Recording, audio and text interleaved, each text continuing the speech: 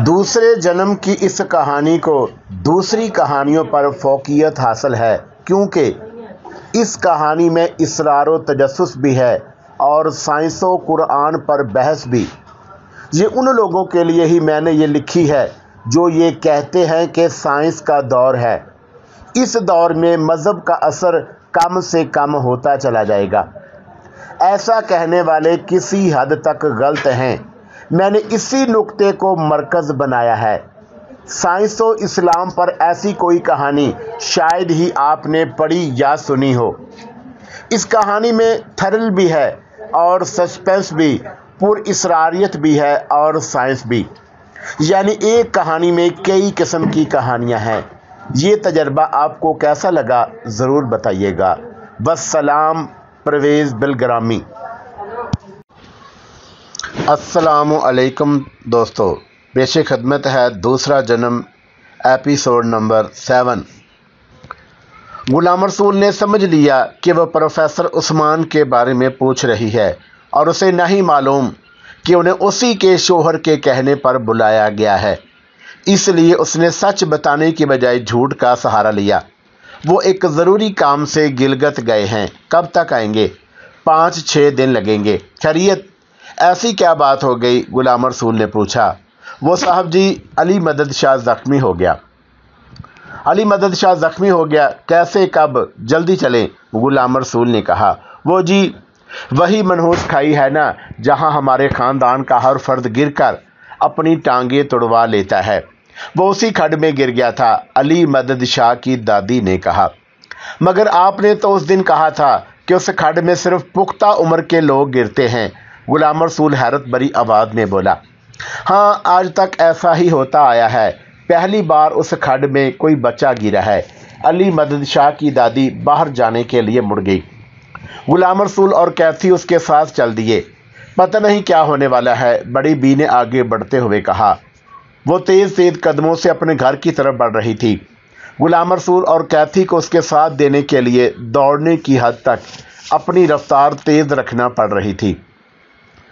चढ़ाई उतराई पार करते हुए वो दोनों बड़ी बी के साथ उसके घर पहुँचे। उनका शोहर बरामदे में कुर्सी डाले नीम दराज था। गुलाम रसूल को देखते ही बोला, साहब जी कुछ कीजिए, पता नहीं क्या होने वाला है। पहले तो वो मनहूस खाई सिर्फ मर्दों की बिल्ली लेती थी, अब बच्चों की कुर्बानी भी लेने लगी। पता नहीं और कितने अपाहज बढ़ेंगे। बच्चा कहाँ है? गुलाम रसूल ने पूछा। अंदर है। फिर उसने बड़ी बी से कहा, साहब जी गैर नहीं है, अंदर ले जाओ। बड़ी बी ने कैथी का हाथ पकड़ा और गुलाम रसूल को अंदर चलने का इशारा किया। फिर अंदर की तरफ बढ़ने लगी। वो एक बड़ा सा कमरा था। कमरे में बड़ी सी मसहरी बिछी हुई थी। उस छप्पड़ खट पर वो बच्चा आंखें बंद किए लेटा था या फिर बेहोश था। कैथी ने आगे बढ़कर उसकी पेशानी पर हाथ रखा, फिर बोली, अरे इसे तो बुखार है। गुलाम रसूल ने उसके पैर को टटोला। हड्डी टूटी हुई थी, जिसे सहारा देने के लिए लकड़ी बांध कर सीधा रखा गया था। मुआयने के बाद उसने बड़ी बी से कहा, बच्चे को भरपूर निगाहदाश्त की ज़रूरत है। अगर आप इजाज़त दें तो हम इसे हवेली में ले जाएं। मुझे तो कोई एतराज़ नहीं है, मगर हमारे बुज़ुर्ग इस हवेली से दूर रहने की तलकीन किया करते थे। आप उसके दादा से पूछ लें, बड़ी बी बोली। आप उन इससे जिक्र कर दें, उन्हें कायल करना मेरी जिम्मेदारी है। बड़ी बी कमरे से बाहर निकल गई। गुलाम रसूल उस बच्चे पर झुक गया। अब भी वो उसका मुआयना कर ही रहा था कि 2 शाखा डाल से बनी बैसाखी का सहारा लिए हुए वो बूढ़ा अंदर आ गया। साहब जी, वो हवेली हमारे लिए मनहूस है, हम उधर जाने से कतराते हैं। हमारे ख़ानदान में बरसों से ये रीत चली आ रही है कि उस हवेली में कोई नहीं जाता। आप लोगों की वजह से मैंने किसी को रोका नहीं था। शायद इसी वजह से ये बच्चा ज़ख्मी हुआ है। नहीं जनाब, ये सब वहम है। आप फिक्र ना करें, बच्चे की जिम्मेदारी मुझ पर है, मैं उसकी हिफाजत करूँगा, गुलाम रसूल बोला। अगर ऐसी बात है तो आप बच्ची को ले जा सकते हैं। हुसैन मदद शाह ने इजाज़त दे दी थी। गुलाम रसूल ने बच्चे को गोद में उठा लिया और हवेली की तरफ चल पड़ा था। हवेली में ट्रीटमेंट का पूरा सामान था। वो डॉक्टर नहीं था, मगर कैथी आदि डॉक्टर थी, यानी उसने डॉक्टरी का बाज़ाब्ता पढ़ाई नहीं पढ़ी थी। लेकिन उसकी लाइन मेडिकल साइंस की थी। वो सेल पर रिसर्च कर रही थी, इसलिए उसे दवाओं के बारे में पूरी आगाही थी। वो बच्चे को ट्रीटमेंट दे सकती थी। इसी भरोसे पर गुलाम रसूल बच्चे को हवेली में ले आया था। हवेली पहुंचकर कैथी ने बच्चे के पैर पर प्लास्टिक चढ़ाया, फिर थकन से चूर होकर सोफे पर ढह सी गई। जानती हो मैं बच्चे को क्यों लेकर आया हूं? गुलाम रसूल ने कहा। क्यों? प्रोफेसर इस बच्चे का DNA टेस्ट करना चाहते थे। तो अब तुम ये भी करोगे? टिश्यू को पहचानते भी हो? कैथी के लहजे में हैरत थी। ये काम मैं नहीं, तुम करोगी। DNA को एनालिसिस करने की जिम्मेदारी तुम्हारी है। प्रोफेसर के आने तक रिपोर्ट मुकम्मल होगी तो उन्हें आसानी रहेगी। हाँ, ये हुई ना बात। मैं इतनी बारीक बीनी से एनालिसिस करूंगी कि कोई नुक्ता बाकी नहीं रहेगा। बच्चे का मजाज, खानदान का रवाजो मजाज, उसने इतनी मालूमात कहाँ से हासिल की? उसके बाप दादा की दिमागी सतह क्या थी? ये सब कुछ मैं पता कर लूँगी, बल्कि ये भी रिपोर्ट में लिख दूंगी कि उसे कौन कौन सी बीमारियों का खतरा है, शादी के लिए उम्र का कौन सा हिस्सा मुनासिब है। ठीक है, तुम टिश्यू टेस्ट करो, मैं अपनी दिलचस्पी का सामान करने जा रहा हूँ। जाओ जाओ, खला में तैरती पत्थर की चट्टानों को देखो, जिन्हें तुम इसरार से बड़े सितारे कहते हो। कैथी ने हंसकर कहा और नश्तर उठाकर अली मदद शाह की तरफ बढ़ती चली गई। गुलाम रसूल ने रात का आधा पहर छत पर गुजार दिया था। हवेली में आने के बाद ये कोई पहली रात ना थी जो उसने छत पर गुजारी हो। वो हर रात दो ढाई घंटे तक छत पर निस्ब दूरबीन से आंख टिकाए गुजारता था। लेकिन आज उसे मशरिकी रूप से ज़रा ऊपर एक नया सितारा नजर आया था। उस सितारे की रोशनी इतनी मदम थी कि वह नज़रअंदाज कर देता, मगर जब उसने फॉक्स में लिया तो उछल पड़ा, क्योंकि उस सितारे की रोशनी सब्जी माइल थी। चमकदार नीली रोशनियों वाले सितारों के झुरमुट में ये सब्जी माइल सितारा कौन सा है, रफ्तार क्या है, गिरदश का महवर कहाँ है, यही कुछ वो देखता रहा था। इतना वक्त गुजारने के बाद वो उसके बारे में कुछ भी जान ना सका था। हर बार हिसाब गलत हो रहा था और तब उसने डिजिटल नोटबुक में पुर इसरार सितारा लिखकर कल के लिए नोटिस तैयार कर लिए थे। काम बंद करके नीचे आया, तब उसे एहसास हुआ कि वो हर रोज़ से ज़्यादा वक्त गुजार आया है। इतनी देर तक काम करने का नतीजा भी जल्द सामने आ गया। उसे बहुत ज़्यादा थकन महसूस होने लगी थी। वो अपने कमरे में पहुंचकर बिस्तर पर ढह सा गया। इतनी थकन के बाद तो आंखें बंद हो जानी चाहिए थी, मगर ऐसा कुछ भी ना हुआ। आंखें हनूज नींद के खुमार से कोसों दूर थी। वह बिस्तर पर लेटा उसी सितारे के बारे में सोचे जा रहा था। उसे अंधेरे में सोने की आदत थी, इसलिए उसने लाइट भी बंद कर रखी थी।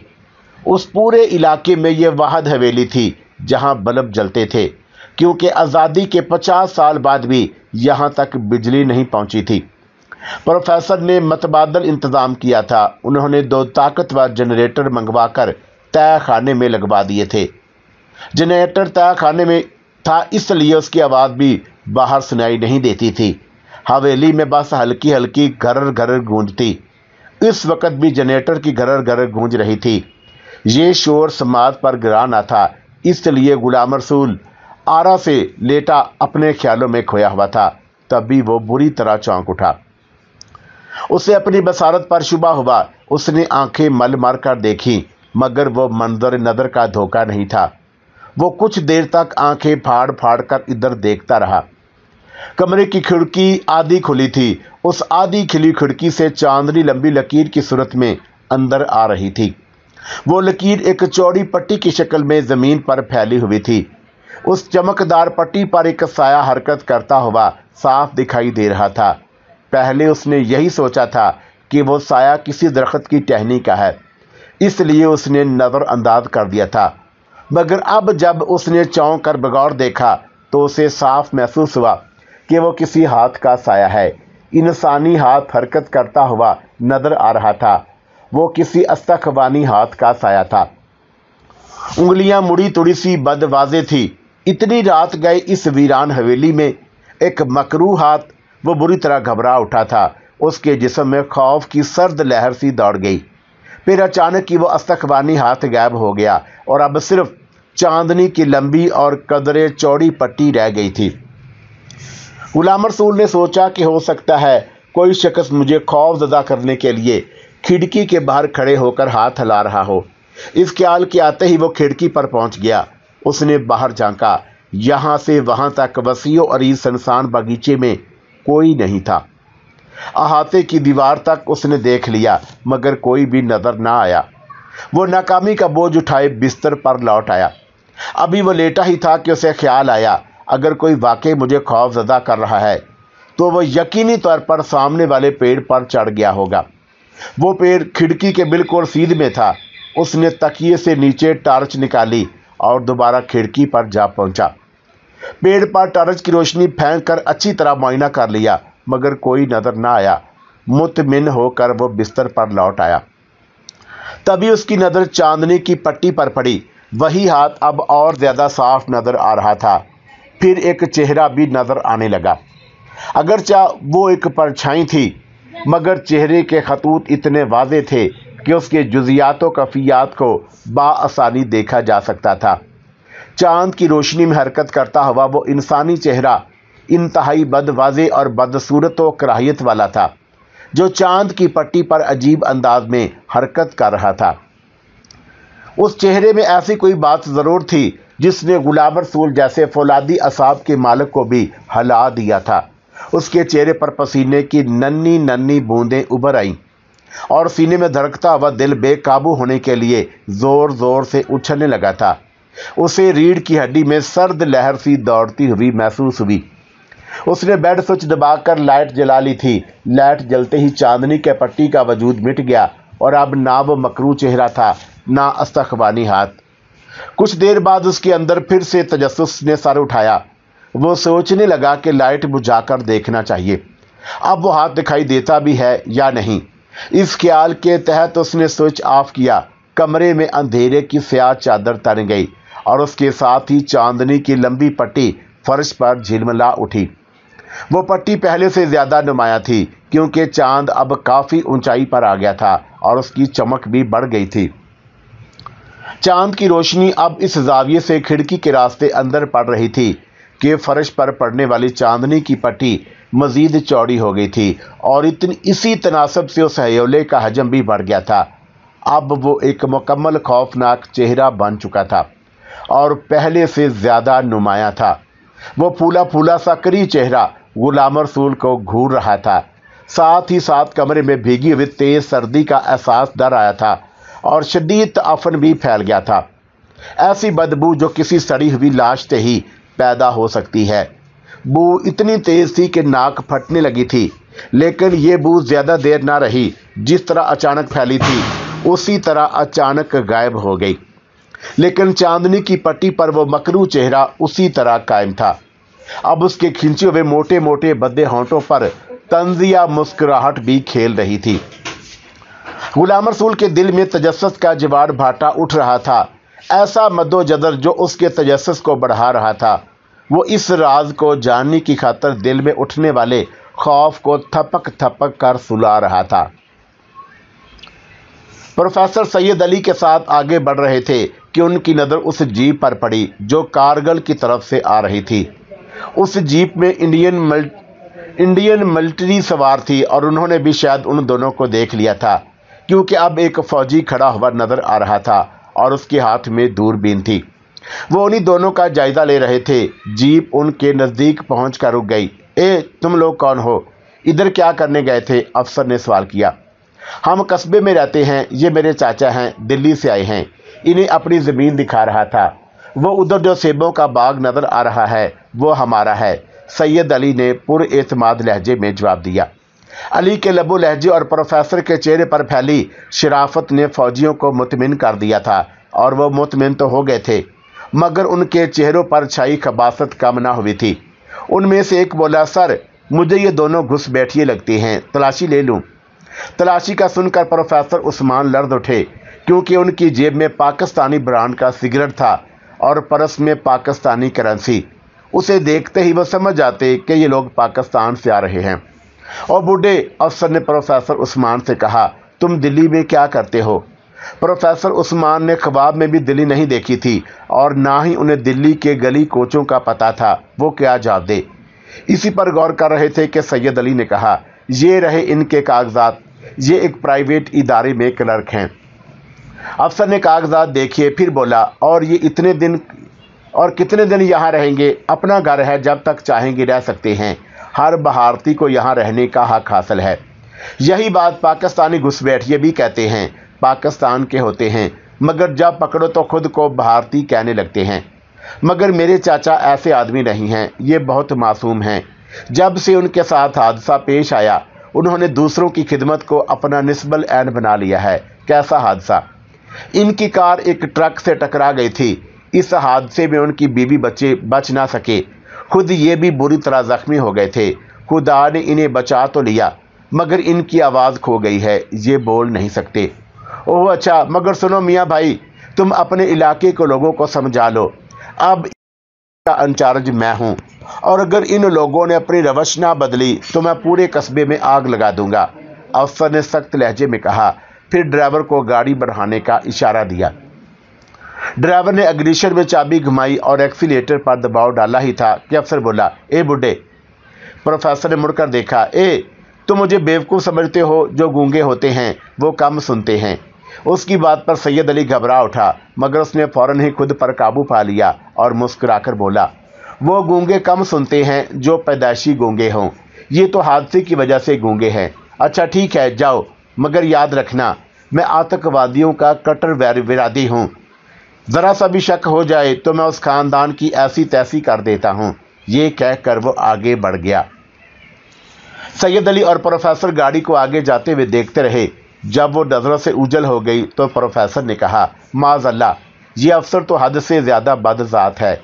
एक इस पर ही मौकूफ़ नहीं, यहाँ का हर गैर मुस्लिम इसी जहनीत का है। ज़रा सी बात पर ताने देता है कि जाओ पाकिस्तान जाओ, यहाँ क्या है। वाह, एक तो मुसलमानों की ज़मीन पर कब्ज़ा किए बैठे हैं, ऊपर से धौंस भी देते हैं। इसी जुल्म के ख़िलाफ़ तो हम सीना सुपर हैं, लेकिन क्या करें, हमारे आगे पीछे भी तो कोई नहीं है। सबसे अहम कि खुद हमारे पाकिस्तानी भाई अपनी अहमियत को गवा बैठे हैं। हम यहाँ जुल्म सितम सह रहे हैं और वो हमारे कातलों के मीडिया वार में मददगार बन रहे हैं। वो दोनों बातें करते करते कस्बे के नज़दीक पहुँच चुके थे और उन्हें एक कार आने की आवाज़ सुनाई दी। उन्होंने मुड़कर देखा, जिधर से वो आ रहे थे उधर से एक सुजुकी कैरी आती दिखाई दी। सैयद अली ने हाथ उठाकर उसे रुकने का इशारा किया और वो उनके नज़दीक पहुंचकर रुक गई। ड्राइवर ने सर बाहर निकालकर पूछा, क्या बात है, तुम कहाँ से आ रहे हो? जी मैं आया तो लद्दाख से हूँ, लेकिन 3 दिन से इसी कस्बे में ठहरा हुआ हूँ। किसके यहाँ ठहरे हो? जी मैं बाकर शाह के घर ठहरा हूँ।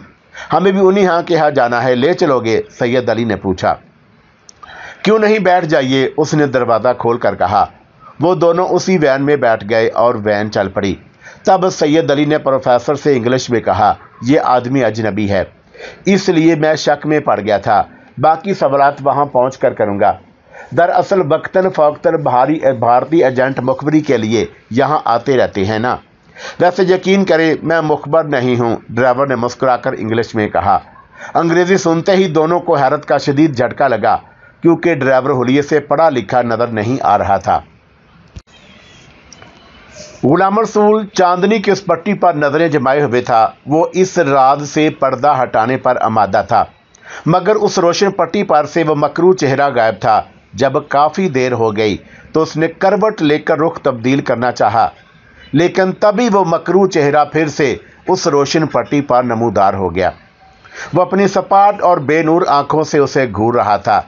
उसकी नज़रें मकनातीसी थीं। गुलाम रसूल को अपने जिस्म में चुभती हुई महसूस हो रही थी। उसे ऐसे लग रहा था कि जैसे इन आंखों से मकनातीसी लहरें निकलकर उसके जिस्म में सरायत करती जा रही हैं। उसे ऐसा महसूस हो रहा था जैसे उन लहरों ने उसके जहन को जकड़ लिया है और जिस्म में दौड़ते खून को मंजमद कर दिया है। उसका मकरू हाथ उसकी जानब इस तरह उठा हुआ था, गोया उसे दबोच लेने के लिए बेताब हो। आहिस्ता आहिस्ता वह मकरू हाथ चांदनी की पट्टी से निकलकर उसकी जानब बढ़ने लगा था। इस हालत में खौफ का सवार हो जाना यकीनी था। उस पर शदीद दहशत तारी होने लगी थी। वह घबरा कर उठा और उसने लाइट ऑन कर दी। कमरे में रोशनी फैलते ही चांदनी की पट्टी खत्म हो गई और मकरू चेहरा भी गायब हो गया। अब उसे कुछ इत्मीनान नसीब हुआ था। उसने फैसला कर लिया था कि अब वो रोशनी ऑफ नहीं करेगा। अभी उसने करवट बदली ही थी कि दरवाजे के बाहर हल्के कदमों की चाप और कपड़ों की सरसराहट सुनाई दी। वो एक बार फिर चौंक उठा और कान लगाकर सुनने लगा। कदमों की आहट बाजे और साफ थी। कौन हो सकता है, उसने सोचा। तभी उसके दिल में ख्याल आया कि हो सकता है कैथी किसी काम से आई हो। उसने दीवार घड़ी पर नजर डाली। वाल क्लॉक में रात के 2 बज रहे थे। इतनी रात गए वो किस काम से आ सकती है।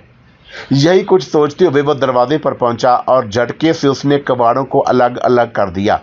बाहर कोई भी नहीं था। वो पलटने वाला था कि उसे लान में लगाई गई झाड़ियों के पीछे एक साया सा नजर आया। शायद उसने सफ़ेद साड़ी पहन रखी थी। उस इलाके की औरतें साड़ी बांधना जानती ही नहीं थी। फिर ये साया, ये साड़ी वाली औरत कहाँ से आ गई, उसने सोचा और फिर खुद ही तरवीद कर दी। नहीं, ऐसा भी तो हो सकता है। यकीनन वो कैथी ही होगी जो किसी ज़रूरत के तहत मेरे कमरे की तरफ आई होगी और मुझे सोया हुआ देखकर लौट गई होगी। इस ख्याल का ज़हन में पैदा होना था कि उसे इत्मीनान हो गया और आंखें बंद करके सोने की कोशिश करने लगा। अभी उसने आंखें बंद ही की थी कि उसे फिर से आहट सुनाई दी। आहट वाज़े और साफ थी। अगरचे उस पर शदीद खौफ तारी था, मगर तजस्सुस उससे बढ़कर था और खौफ भी कुछ इस नोयत का था जिसे बुज़दिली नहीं कहा जा सकता। वो दिल को मजबूत करके दोबारा दरवाजे की तरफ बढ़ा। ड्राइवर की बात पर दोनों चौंक गए थे और उसे हैरत भरी नज़रों से देख रहे थे। ड्राइवर के चेहरे पर संजीदगी तारी थी। वो विंड स्क्रीन पर नजरें जमाए ला ताल्लुक सा बैठा था। ये तुम कौन हो? सैयद अली ने पिस्तौल निकालकर उसकी कंपटी पर रख दिया। इन खिलौनों से मुझे डराने की कोशिश ना करो। इसे कमरे में ही लटका रहने दो। जब तुम सवार हो रहे थे उसी वक्त मैंने ताड़ लिया था कि तुम्हारी कमर में पिस्तौल उड़सा हुआ है, ड्राइवर ने मुस्कुराकर कहा। बकवास बंद करो, साफ साफ बताओ तुम कौन हो, सैयद अली ने सख्त लहजे में कहा। फिलहाल तो तुम्हारा मददगार हूँ, ड्राइवर ने स्टीयरिंग घुमाकर मोड़ काटा, फिर एक्सीलेटर पर दबाव बढ़ाकर रफ्तार तेज कर ली। वो इतने इत्मीनान से बैठा हुआ था जैसे किसी बात की परवाह नहीं। सीधी तरह बता दो वरना मैं फायर कर दूंगा। सैयद अली का लहजा पहले से ज़्यादा सख्त था और उसके जबड़े भींच गए थे, अज़लात तन गए थे। सैयद अली, इतनी ट्रेनिंग के बाद भी तुम नाकाम हो। मेरी तरफ गौर से देखो। मूंछें लगाकर पगड़ी बांध लेने से चेहरे पर तब्दीली ज़रूर आ जाती है, मगर बगौर देखा जाए तो पहचाना जा सकता है। ड्राइवर ने जब ये बात कही तो सैयद अली कुछ और आगे आ गया। कुछ देर तक देखने के बाद खुशी से सरजार लहजे में बोला, अली भाई आप, वाकई आपने खूब मेकअप किया है। ऐसा ज़बरदस्त मेकअप मैं तो पहचान ही नहीं सका। चेहरे की रंगत बदल गई। सर के बाल स्याह की बजाय खिचड़ी। इस हालत में कौन पहचान सकता है? कसम से आप जादूगर हैं। फिर वो प्रोफेसर की तरफ मुड़कर बोला, ये मेरे हम नाम हैं सैयद अली शाह, लश्कर तैयबा के प्लाटून कमांडर थे। जम्मू में बेशुमार ऑपरेशन की कामयाबी के बाद इन्हें लश्कर तैयबा ने यहाँ भेज दिया है। अब इनकी रहबरी में हिज़्बुल मोमिनीन, कश्मीर टाइगर्स और दीगर छोटी बड़ी जहादी तंजीमें कुफर के आगे सीना सुपर हैं। अल्लाह आपको कामयाबी अता करे, प्रोफेसर उस्मान ने सदक दिल से कहा। मुझे दुआ देने की बजाय ये दुआ करें कि हमारे पैरों की जंजीर कट जाए, हम जल्द से जल्द आज़ाद होकर इस्लामी मुल्क पाकिस्तान के साथ इल्हाक कर लें, अमन व चैन से अरकान इस्लामी अदा कर सकें, हमारे बच्चे इस्लामी तर्ज ज़िंदगी में ढल जाएं, कमांडर ने कहा। फिर सैयद अली से बोला, दरअसल मुझे खबर मिली कि तुम किसी अहम शख्सियत को लाने कंट्रोल लाइन की दूसरी तरफ गए हो। इत्तफाकन उस वक़्त मेरे पास एक भी जवान नहीं था। सब के सब मिशन पर गए हुए हैं, इसलिए मैं खुद तुम लोगों की निगरानी के लिए चल पड़ा। मैं दूर रहकर तुम लोगों की हिफाजत करना चाहता था। जिस वक़्त फौजियों ने तुम्हें रोका उस वक़्त भी तुम लोग मेरी नज़रों में थे। अगर वो तुम्हें गिरफ्तार करते तो मुझे मुकाबले में आना पड़ता, लेकिन जब उन्होंने तुम्हें छोड़ दिया और तुम पैदल ही आगे बढ़ने लगे तो मैं गाड़ी आगे ले आया ताकि तुम दोनों को उस मशक्क़त से बचाया जा सके। यहाँ के हालात क्या हैं? फौजी जीप इधर क्यों आई थी? हराम का खाना के लिए मरने से पहले मुर्गी खाना चाहते हैं, अंडे और मुर्गी की तलाश में आए हैं।